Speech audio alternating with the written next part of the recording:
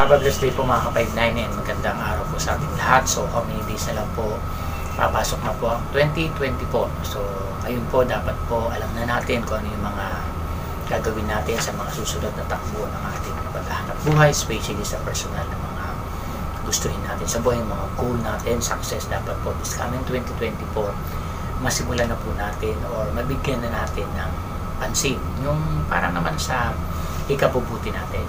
So, ang ating pong topic ngayon is about po doon sa pag-usapan natin yung dapat ang leader hindi credit grabber.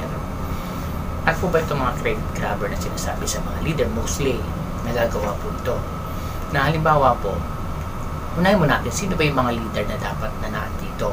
Ibig sabihin po yung mga leader natin, ito yung mga detachment commander, mga officer po, mga SIC, OIC, head guard, yung mga nag-handle ng detachment nila, nasa kanila nakaatang yung mga tagubilin o tungkulin na kanila i-disseminate sa kanilang mga subordinates. So kahit ilan pa kayo dyan, dalawa o sobra sa dalawa, mabigat pa rin ang tungkulin ng nagmamanage yan.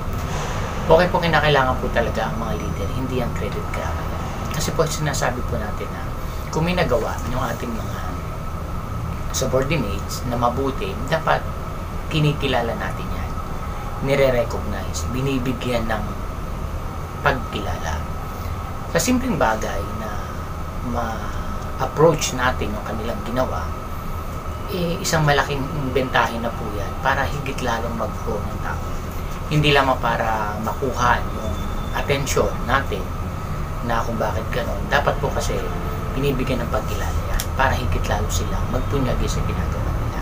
Kasi ginawa nila yan hindi lang para ibig sabihin makilala sila, kundi ito'y tawag ng tulong. So dapat binibigyan natin ng pansin. Kahit sa simple lang po, especially sa uniform nila na nagiging maayos, kasi nasabi pag maayos ka mag-uniforme, sigurado excuse me, maayos ka din mag-trabaho. Ngayon, kung ang tinitingnan lang natin ay puro yung mga negativity nila, lalo tuloy mawawalan ng gana magtrabaho yan. Nagkakamali, given. So, dapat i-correct natin ng tama. Siguro may dahilan bakit nagkamali. Hindi naman perfecto lahat ng mga security personnel. Maring talaga hindi sinasadya. Kung sakaling sinasadya, napapabayaan na niya, kausapin natin ng ayos. Sabihin natin, huwag nating hahayaan na lalo silang malumural. Kasi nagkamali na nga sila. Pagsasabihan pa natin na hindi maganda, itidiretsuhin pa natin na ganito, ganyan. So, magwawalan po ng saysay yung kanilang paghahanap po, which is magre-reflect din yan sa mga officer. Tandaan po natin kung ano yung ginagawa ng ating mga subordinate, mapabuti, magre-reflect din sa officer. Kasi pag mabuti, sabihin, maayos maganda lang officer. Pag mali, sigurado, officer pa rin. Hindi niya kaya i-manage. Maganda yung mismanage yung detachment. So, kailangan sa mga ganung bagay na kung ano yung ginawa niyang mabuti, halimbawa siya yung nag-request, nag-suggest at ginawa natin na paganda yung detachment, dapat ang credit na sa kanya. Sabihin natin, si SG ganito o LG ganito, napakahusay ng kanyang concern, request na ginawa natin, napaayos ang detachment. Nagkaroon siya ng contribution na malaki kung bakit nananatili tayo sa ating kliyente.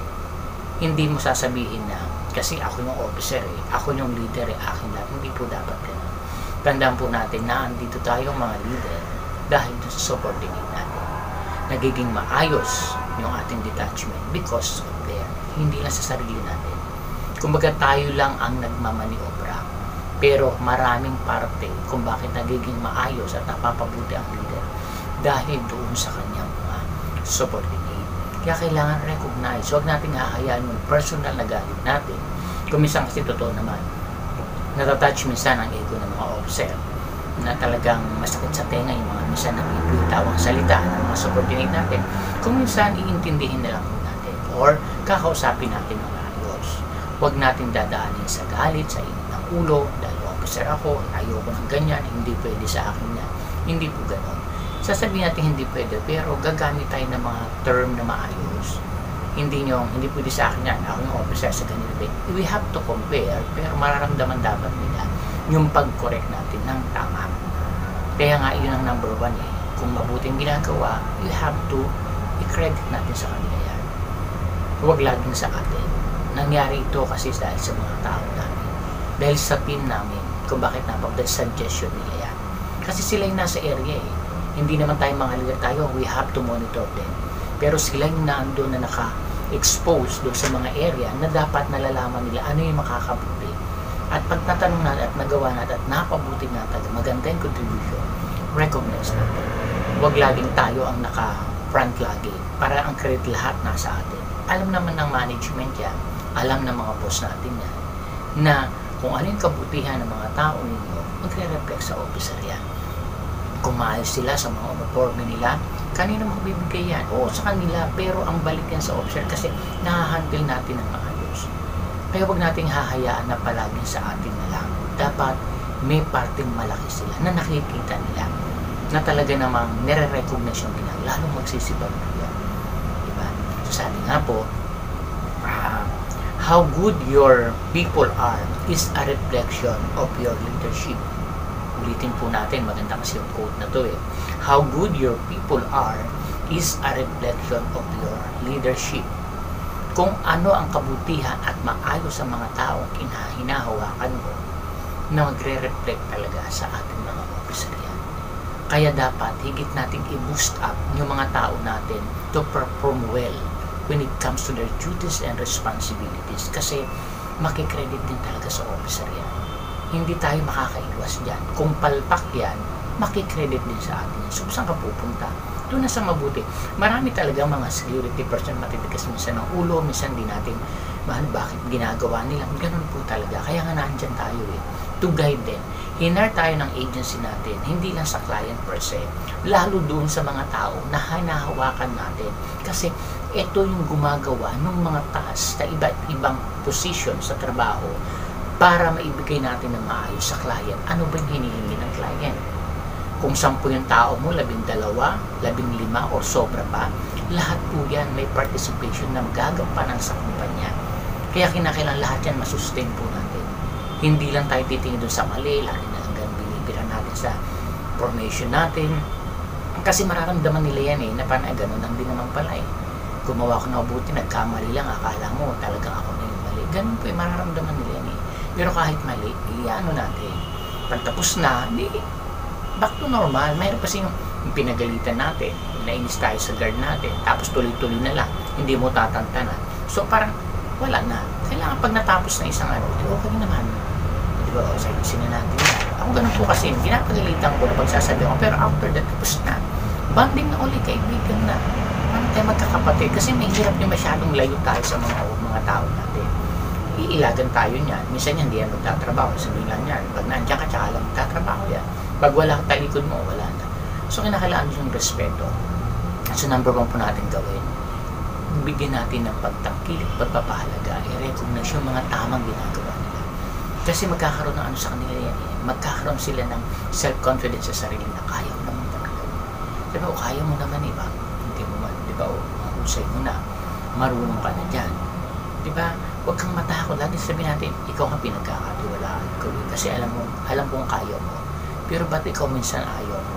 Ala kang tiwala ba sa sarili mo?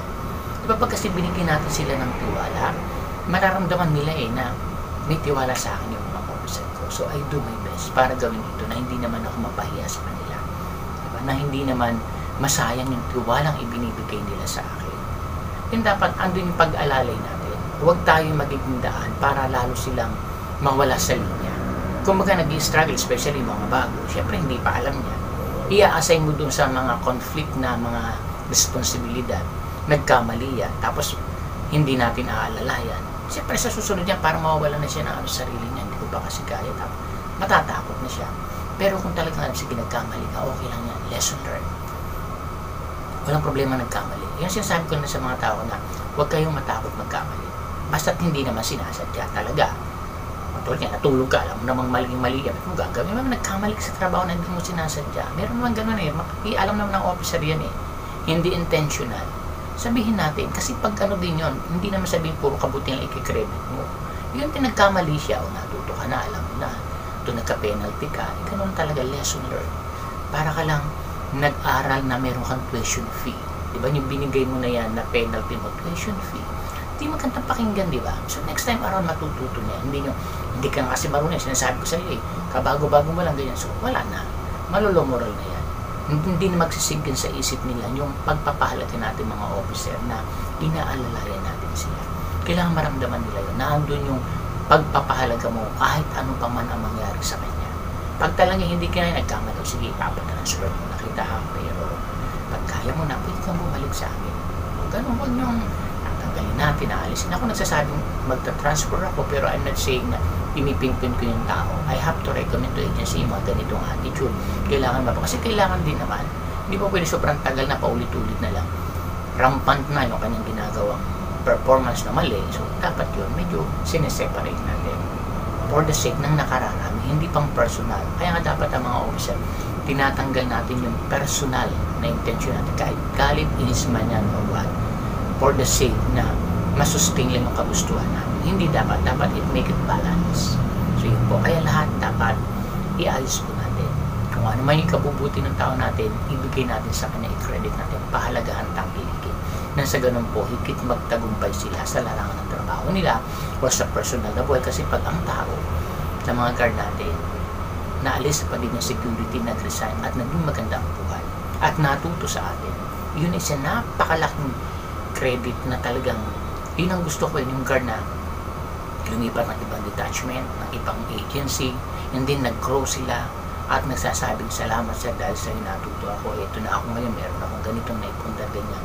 Napakasarap pa sa feelings ng gano'n na may tao kang na-change, hindi lang sa trabaho, lalo yung personal na buhay nila na nag-grow sila in life. Isang magandang dapat makuha ng mga officer, hindi lang sa trabaho, dapat yung personal nila na buhay na maayos. Halimbawa, struggle sila, lagi walang ipon, nag-aaway mag-asawa, walang naipunta. Pag natuwa natin, nakakapundar yan, nakikita mong nag-grow.